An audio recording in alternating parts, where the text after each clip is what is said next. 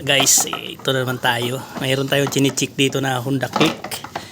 Ay, balita ko lumusong daw sa bahato kaya nag-iba yung andar. Ito na nga guys, oh. Ayan guys, oh. Parang gatas na yung langis. Ito na binabaklas namin. Buti naramdaman ng driver nito na nag-iba kaya ito binuksan. Kita talaga yung gatas na kulay ng langis. Baklasin mo na to. Hindi mo mababaklas yan pag Paano mababaklas?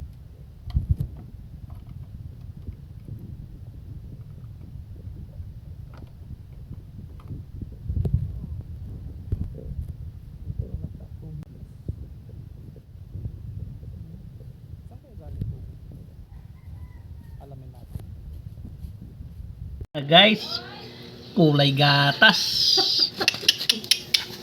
Buti naagapan. Kaya pala, oh. Yay! Putik na yung kulay ng langis. Naagapan si Clay. Kahigop ng tubig. Namo naman, oh. Kaya pala umiba yung andar.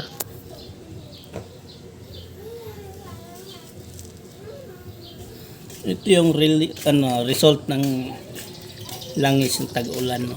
Yeah, sa mga nakaklik dyan, daliin nyo i-check yung motor nyo. Akala nyo walang pero ito na pala, oh. Ito na guys, so gatas na gatas. Sarap.